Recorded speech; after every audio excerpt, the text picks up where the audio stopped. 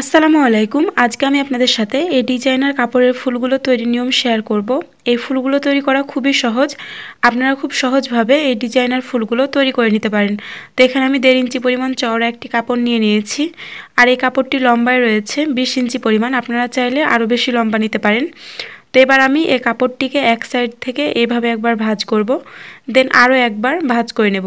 তো এইভাবে করে যতবার কাপড়টিকে ভাঁজ করা সম্ভব ঠিক ততবার আমি কাপড়টিকে ভাঁজ করে নিচ্ছি। তো ঠিক এইভাবে করে কাপড়টিকে সমানভাবে ভাঁজ করে নিতে হবে। এবার আমি কাপড়টির মিডল পয়েন্ট থেকে ওপরের দিকে ফুলের পাপড়ির শেপ দেওয়ার জন্য একটি রাউন্ড শেপ করে নিব। তো আপনারা চাইলে যে কোনোভাবে এখানে একটি শেপ দিয়ে নিতে পারেন। তো এইভাবে একটি শেপ দেওয়ার পর এই শেপ অনুযায়ী কাপড়টিকে কেটে নিতে হবে। আপনাদের কাছে এ পর্যায়ে ছোট্ট একটি অনুরোধ, ভিডিওটি ভালো লাগলে অবশ্যই ভিডিওতে একটি লাইক দেবেন এবং আপনি যদি আমার চ্যানেলে একেবারে নতুন হয়ে থাকেন তাহলে অবশ্যই লাল রঙের সাবস্ক্রাইব বাটনটির উপর ক্লিক করে সাবস্ক্রাইব করে পাশে আসা বেল বাটনে অল ক্লিক করে দেবেন। তো দেখুন কাপড়টিকে কেটে নেওয়া কমপ্লিট হয়ে গিয়েছে। এবার আমি এই কাপড়টিকে মেলে নিচ্ছি।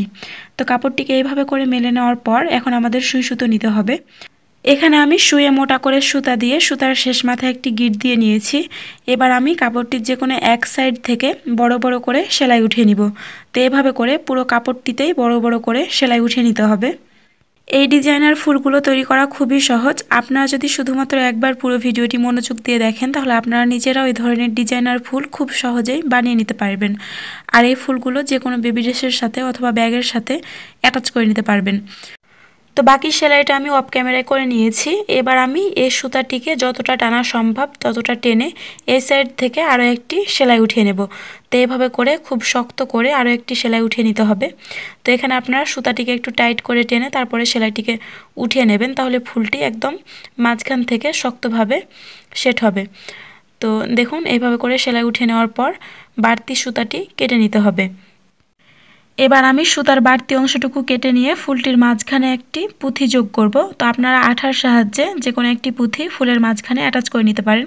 তো একইভাবে আমি অনেকগুলো ফুল এখানে তৈরি করে নিয়েছি। আপনারা চাইলে যে কোনো বেবি ড্রেসের সাথে এই ফুলগুলো অ্যাটাচ করে নিতে পারেন। তো এখানে আমি একটি ডিজাইনার ব্যাগের সাথে এই ফুলগুলো অ্যাটাচ করে নিয়েছি। আপনারা যদি এই সুন্দর ব্যাগটি তৈরির নিয়ম দেখতে চান তাহলে এই ভিডিওর শেষে ইন্ড স্ক্রিন থেকে অথবা এই ভিডিওর কমেন্ট বক্সে প্রথম কমেন্ট থেকে দেখে নিতে পারেন। সবাই ভালো থাকবেন। আসসালামু আলাইকুম।